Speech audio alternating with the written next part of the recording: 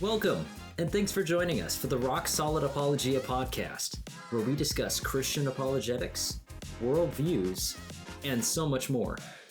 We're so glad that you're listening with us today.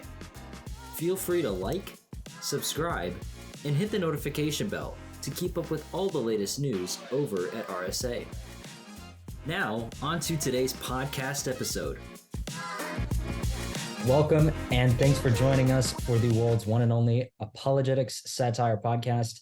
My name is Donovan, and I have the privilege of being joined today by our editor-in-chief, Will England. Will, I'm excited about this episode, and I hope you are too. It's fun to have you interviewing me, Donovan. You're usually the guy on the other end of the camera. You're not usually joining me on the podcast. Absolutely. Yeah, this is not our usual content, but we're trying something new. Instead of having an interview with an influential figure in apologetics or other niches, I'm going to be interviewing you today.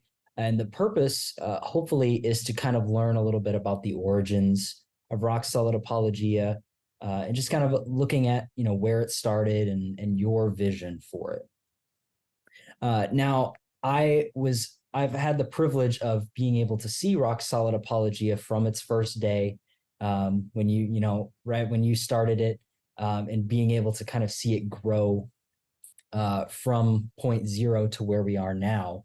But I'm curious, where did you get the idea of this, whole world's one and only apologetic satire site? Kind of give us the genesis of RSA, if that makes sense. I suppose where it really started was back in late middle school, 7th, 8th grade, and then early high school, 9th grade. I went to public school, and there were a lot of Muslims at school. When you're in middle school / early high school, that doesn't really dawn on you, except some of these individuals weren't necessarily the most well-behaved. But fast forward to the close to the end of 9th grade, March of 2020, and COVID hits and the world shuts down. And all of a sudden, I find myself, much like most people at the time, with way too much time on their hands to know what to do with it. And when the world's falling apart, and you don't really know what's going to happen, there's a lot of nagging uncertainties. And one of the most troublesome was, which God am I going to stand before when I stand before God one day? The obvious alternative to standing before Jesus was Allah, the God of Islam, because I went to school with so many Muslims. And all of a sudden, it just didn't quite cut it anymore that my parents were Christians and my grandparents were Christians. I wanted something a little bit more sure as far as where I was going to spend my eternity. So I started researching Islam pretty in depth for the first few months of COVID.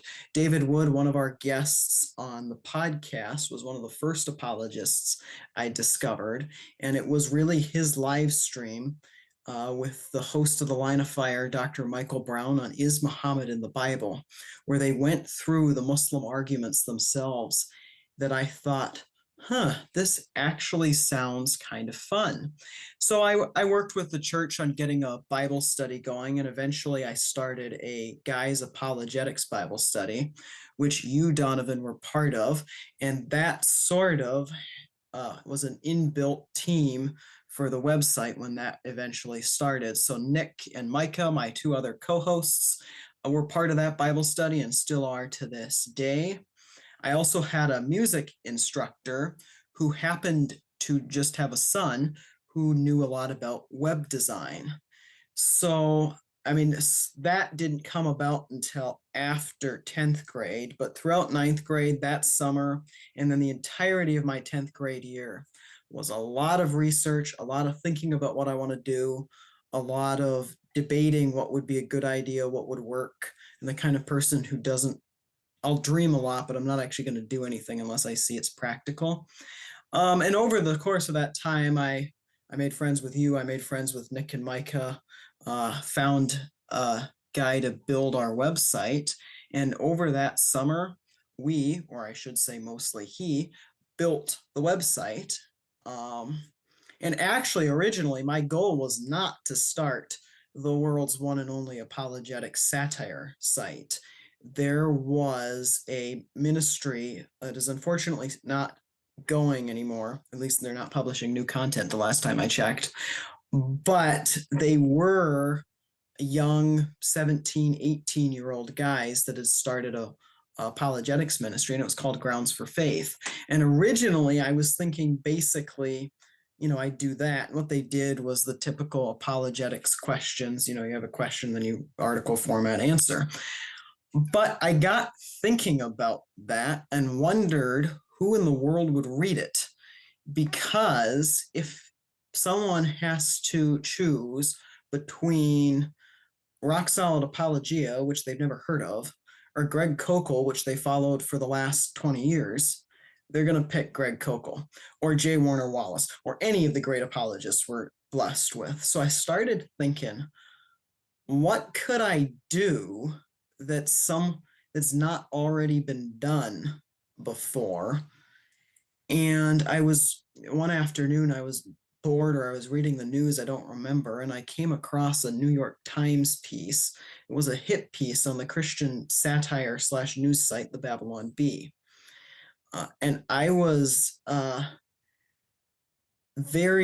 respected the Babylon Bee for making jokes like that. And then, they made jokes in such a way that it made it different, so much so that the New York Times, the folks from the opposite philosophy, had to respond. So I thought, well, what about an apologetic satire website? And originally, it's like, whoa, you can't do that. That's making jokes about other people's faith. That's making jokes about other people's religion. That's not the way you do apologetics. But the more and more I thought about it, the more I developed a philosophy for doing it, which we'll get into.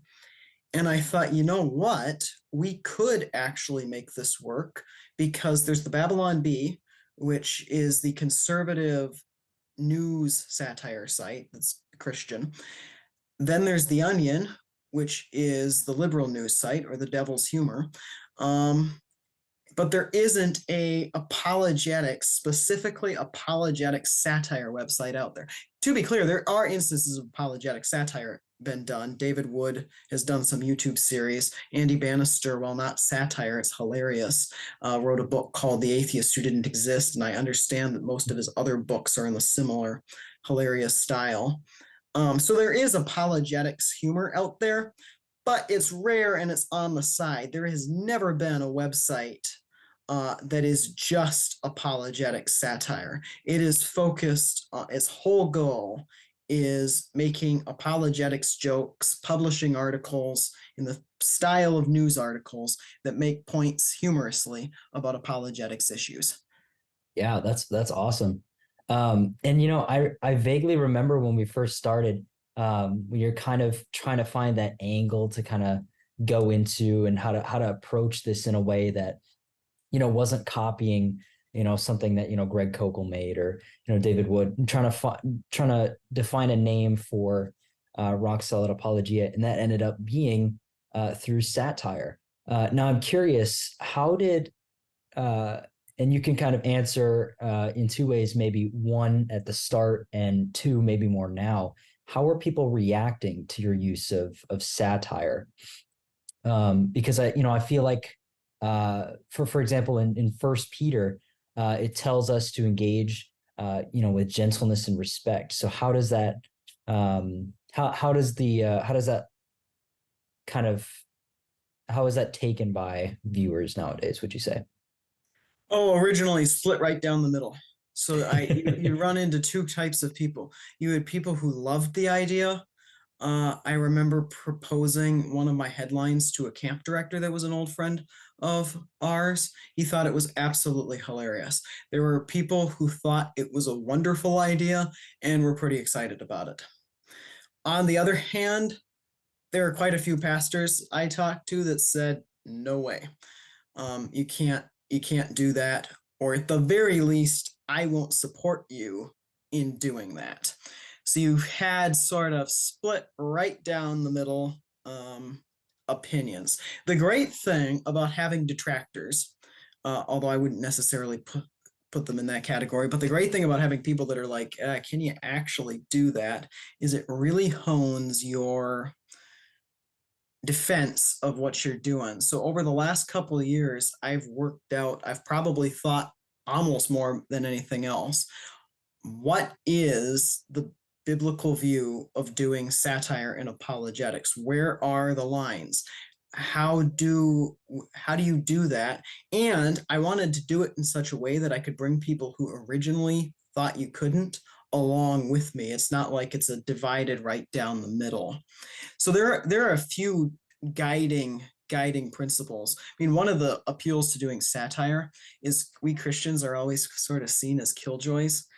Kind of a lot of apologists, at least to the outside world, are seen as the old guy yelling at kids to get off his lawn. And that's kind of how apologists come across, like they can't have any fun. And it's like, well, here you go. Here's an apologetic satire site. I make jokes about other religions for fun.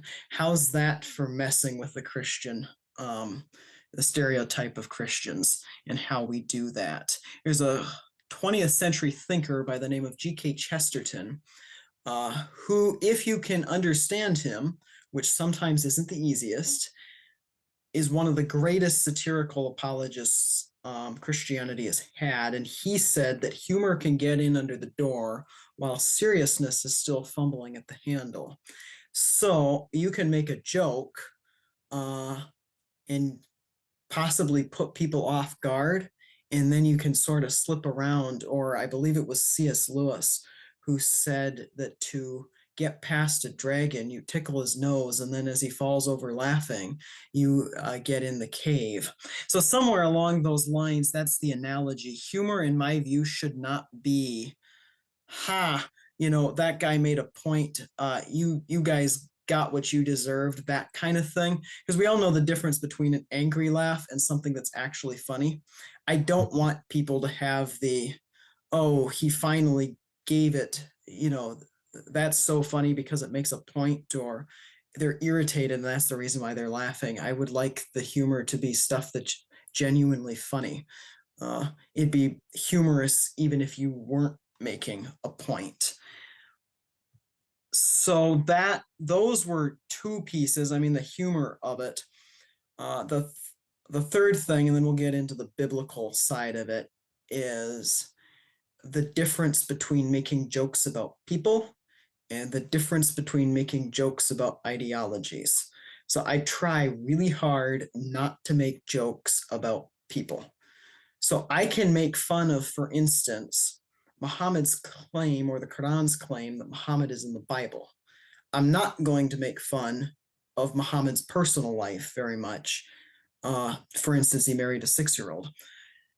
That's not, or was engaged to a 6-year-old and married her when she was 9. But that's not the kind of thing I'm gunning for. I'm gunning for the claims themselves. Now, that gets murky because who's the catalyst for my satire? Muhammad. Who is ultimately going to come out looking a little foolish? Muhammad. But ultimately, I view it as I'm looking to Joseph Smith or Muhammad as the catalyst to make fun of an idea. I'm not making fun of people, which brings us to your question of 1 Peter 3:15, which commands Christians to treat people with gentleness and respect. The distinction I would usually make is the distinction between treating people with respect and treating ideologies with respect. So we try to treat people with respect, but I'm not sure if ideologies, it is biblical to treat them with respect. So bear with me as I read a semi-longer passage from Scripture. Isaiah chapter 44, starting at verse 9, I believe going through verse 20. And Yahweh, God, is talking to Israel. And Yahweh says, all who make idols are nothing, and what they treasure benefits no one. Their witnesses do not see or know anything, so they will be put to shame. Who makes a god or casts a metal image that benefits no one? Look, all its worshippers will be put to shame, and the craftsmen are humans. They will assemble and stand. They all will be startled and put to shame. The iron worker labors over the coals, shapes the idol with hammers, and works it with his strong arm. Also, he grows hungry, and his strength fails. He doesn't drink water and is faint. The woodworker stretches out a measuring line. He outlines it with a stylus. He shapes it with chisels and outlines it with a compass. He makes it according to a human form, like a beautiful person, to dwell in a temple. He cuts down cedars for his use, or he takes a cypress or an oak. He lets it grow strong among the trees of the forest. He plants a laurel, and the rain makes it grow. A person can use it for fuel. He takes some of it and warms himself. Also, he kindles a fire and bakes bread. He even makes it into a god and worships it. He burns half of it in a fire. He roasts meat on the other half. He eats the roast and is satisfied. He warms himself and says, "Ah, I am warm. I see the blaze." And he makes a god or idol with the rest of it. He bows down to it and worships it. He prays to it, "Save me, for you are my God." Such people do not comprehend and cannot understand, for he has shut their eyes so they cannot see, and their minds so that they cannot understand. No one comes to his senses. No one has perception or insight to say, "I burned half of it in the fire. I also baked bread on its coals. I roasted meat and ate. Should I make something detestable with the rest of it? Should I bow down to a block of wood? He feeds on ashes. His deceived mind has led him astray, and he cannot rescue himself or say, 'Isn't there a lie in my right hand?'" So what God is doing is, effectively he's saying, look, you may, with one half of this, you warm yourself by using it as wood for the fire, and the other half you make a god. I don't see that passage amongst numerous others as treating an ideology with respect, but you see consistently treating people with respect. Now that gets murky, I understand, but we look at it as we're making fun of ideologies that lead people away from God, and we're treating people gently. So, and in all the cases we mock is similar to what you find in scripture, because it's not the exact same thing. Muhammad or Joseph Smith cutting down a tree and using the wood and casting a god, but ultimately the gods they imagine weren't made in their own image, just as these gods were made in their own image. One last key thing to note: it is different doing apologetics on the internet than face-to-face. Wouldn't recommend doing satire face-to-face with someone. Obviously you're going to take a much more mellow. I'd actually encourage people to ask questions more than anything else. But on the internet, things work a little differently because you're not face-to-face. If anything, you're face-to-face with an ideology than an actual person. The people you interact with are by and large IP addresses or creative, let's put it like that, YouTube names. Yeah, for sure. And it's interesting how you kind of touched, just talking about how not only that, but also the criticism early on. I remember there was a lot of criticism, as you mentioned, with starting the satire-based content. But I remember another criticism that we received early on was with referencing the Babylon Bee. And so I remember, I think it was one specific criticism was someone had described, Rock Solid Apologia as the Walmart brand or the Great Value brand of the Babylon Bee. What's your response to that? Well, the first thing is the Babylon Bee was obviously a big inspiration. So as I mentioned, one of the things I was looking at was the Babylon Bee. If you'll notice, the article styles are very, very similar. But people will, the similarities do just abound. We are both inerrant, just like the Pope, the Quran, and the Book of Mormon. And the father of lies will tell you that neither of our websites are particularly funny. In all seriousness, though, anybody who has spent any time reading Rock Solid Apologia or the Babylon Bee, as I mentioned some of those similarities earlier, can't help but notice the similarities in style. The Babylon Bee says they were created on the 8th day of creation. If you look at their about page, so obviously they came first, because look at me, I'm not that old. So, I mean, there was a certain amount of influence from the Babylon Bee, once again, joking aside. The simple way of looking at it is the Babylon Bee is a political satire site, and we are a apologetic satire site. So the Babylon Bee makes jokes about Joe Biden, Donald Trump, and folks in the LGBTQ community. We make jokes about Muhammad, Joseph Smith, Charles Taze Russell, and Charles Darwin. So at the risk of oversimplifying both websites drastically, world's one and only apologetic satire site makes fun of theology, and they make fun of culture and politics. So there's plenty of overlap, but I mean, simply stated, Joseph Smith jokes versus Donald Trump jokes, Muhammad jokes versus Joe Biden jokes, Charles Darwin jokes versus AOC jokes. And you basically get the gist of the key differences. We also don't do too much with the LGBTQ plus issues at the moment. We're more focused on some of the more historic alternatives to Christianity, and that one's a little bit more of a new one, at least in its popular form. Obviously, the issues have gone back, but there's some pretty key differences.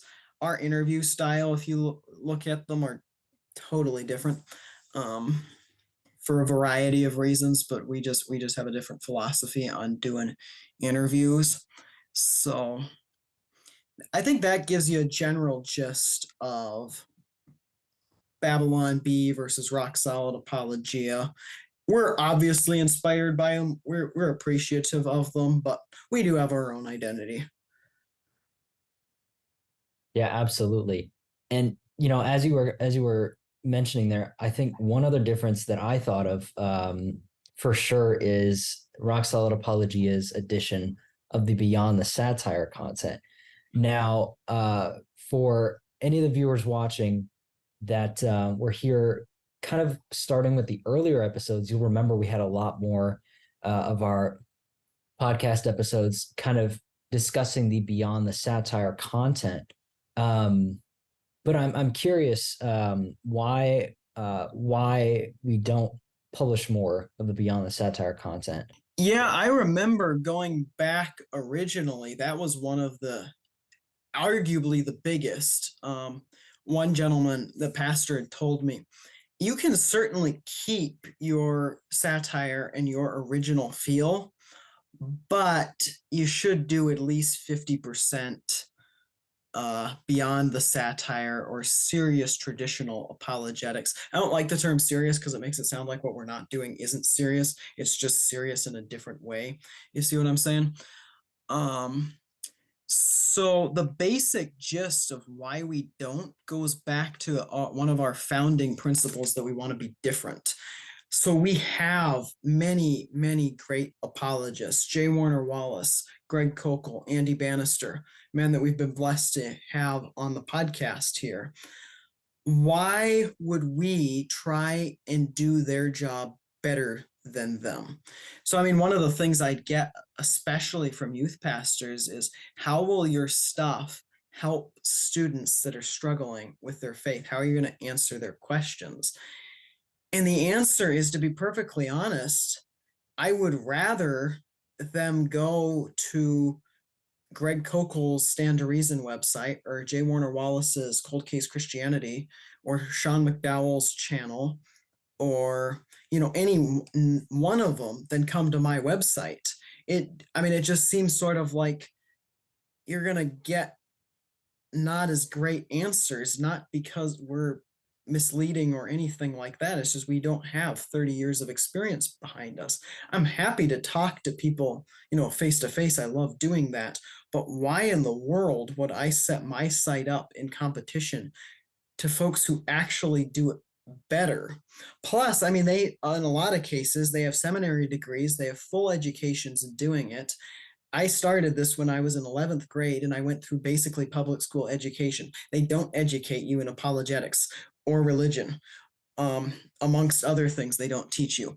So why would I even think? And then, I mean, outside the youth, that I would rather them go there with their questions.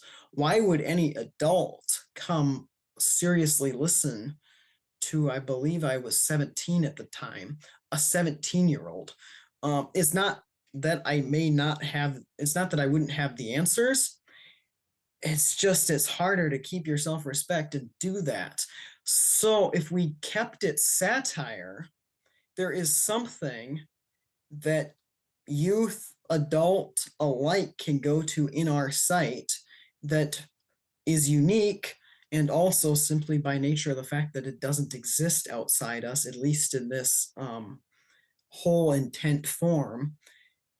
It's, you come to us, apologetic satire. If you want apologetic satire, you got to come to us. You can't go anywhere else. Whereas if you want to find the beyond the satire, you can find that with almost anybody, although they obviously wouldn't deem it beyond the satire. We have started doing some more beyond the satire, but that comes with the interviews, which I think we'll talk about next. Yeah. We do want to touch on the interviews. And I know you and I had discussed that we wanted to talk about those in great detail as well. So for our viewers watching online, what's your process, your way of setting up these interviews? Because one thing we recognized very early on is when we started doing interviews, they picked up popularity very quickly. Not only popularity, but they just were really entertaining. A lot of people were tuning in and were engaging with the content. So I guess my question for you here is, what was the inspiration behind, starting the podcast, and kind of maybe go in detail about your process for setting up those podcast episodes? There's a number of reasons. One of them was purely business model, which was I failed to see any reason why people would come read my site without a little bit of a boost from some established people. I mean, one of the great problems with starting any website is people have to know it exists. So my theory was, you create content that's really good. You'll keep the few that you have coming back, which I think we have, but you have to get it out to more people. And I have no background in marketing whatsoever, and hardly use social media even now. So the thought process was, hey, you know what? If we get established apologists on, they can help us out. They can promote the interviews we do to their audience because it promotes them as well. So that was one big reason why we started doing the interviews. Another reason was going back to our discussion of beyond the satire. All of a sudden, it seemed like, for reasons I'd already explained, I don't want to be the guy doing the beyond the satire because I think they do it better. But there's no reason why I can't interview them on my channel and have them do what they're really good at. So for instance, back in August, I believe, we had Dr. Paul Copan on the podcast to talk about slavery in the Bible. Now, if you're looking for someone to answer your questions, wrestle through those issues, you'd much rather Paul Copan than me. But there's no problem with me interviewing Paul Copan and asking some of the questions I'd imagine other people have, because I have them myself. So that sort of seemed like a good compromise, especially extending the white flag to some people who originally thought we need to have more beyond the satire. Great. I think that's a good suggestion. We're just going to have it in the interview form on the podcast rather than on the website. So we'll have people come on. Sometimes they'll actually react to our articles themselves. Sometimes that's just not appropriate. Say slavery in the Bible. Some things even I struggle to make satire on. But we'll have them on, and we'll try and get those more serious traditional questions answered there, and then they go along with the topics on the site. David Wood talked about Islam. You'll find countless satire articles on the site about Islam. Vocab Malone also talked about Islam and Calvinism and the intersection. We've had quite a few of those. J. Warner Wallace, Historicity of Jesus. Then, of course, some are not, like Greg Kokel was obviously is well known for tactics, which is guiding us through how to have conversations. So I threw a bunch of non-hypothetical scenarios, because they actually happened to me, of things I've experienced at school, and got his take on how he would respond, mostly because I thought, okay, if I've experienced them, it's probably similar to what someone else has experienced. And I mean, I'm not exaggerating so far that it's like, my professor doesn't go that far, so what do I do? So we do that kind of thing on the interviews too. But generally, the idea with the podcast was let's do some beyond the satire stuff. And it's just immense fun to have some of these professionals, people I've looked up to for years, on my podcast. Still doesn't necessarily feel real. Yeah, that's awesome. And, it's interesting. So, but at least the time we're recording this, it's the second month of 2024. I'm curious, with that in mind, and with the combination of the podcast and the website, what's your vision for this year, and or what's your vision for Rock Solid Apologia in general, just moving forward? I'll go the in general route, because I'm terrible at having resolutions for just a year. But I've got two. One's sort of my original goal, and then one's a bit more expansive. One, I mean, obviously, with any apologetics ministry, you want to answer people's questions, and you want to make Jesus known. And the way we want to do that is by becoming the Babylon Bee of apologetics. So, as with any ministry, you're putting Jesus out there, you're defending Christianity and the Bible. And we choose to do that with our satirical approach. So we want to have more interviews. I mean, we've been at this for a few years, so in that sense, it feels like we know what we're doing, or at least can delude ourselves that we do. But we're still very, very, very new at this. So more interviews helps us get a little bit more traction. The awkward thing about any apologetics ministry, any church ministry in general, is there's the business model and the ministry model, as one of the pastors I was talking to said. And the ministry model always has to come first. Because at that point, I mean, you wonder, is what you're doing actually for God, or is it for self-promotion, or is it an idol? Even worse. But the really, really awkward thing is that by and large, at least here in the States, this isn't true in other places, less developed places, you often need a business model to make a ministry work, at least in some way, shape, or fashion. And navigating that is awkward because it seems slightly heretical to even say. But that's one of our, overarching goal. We want to push apologetics more. We want to get more apologetics content out there. The second one, which is becoming a bigger and bigger deal, is I would like to establish a coalition of high school / college age apologists that are regularly producing content. And this has been not more than a year old of a vision, but this has been a dream of mine. As far as I know, we are the only or one of two that is people my age putting out regular apologetics content. So I mean, you did have like Grounds for Faith, but they're far as I know, they haven't been producing much of late. You've got one other website, I believe located in the cities here, but Follow the Proof, which posts clips and articles and whatnot of apologists. And then you've got Rock Solid Apologia. I'd like to have 10 to 15 apologetics websites run by people 16 to say 25, putting regular apologetics content out there. So there's a whole network of people our age doing this. Because right now, you got a lot of people, J. Warner Wallace, for instance, working really, really hard at reaching my generation, Generation Z. But Generation Z is not terribly involved in that.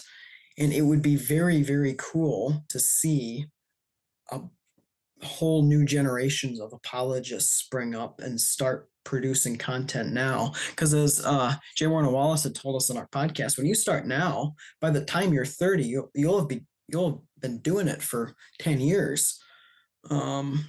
So I think that would be really, really cool to see that many young apologists putting out content. And I mean, one of the things I think Rock Solid Apologia does is it says it's possible.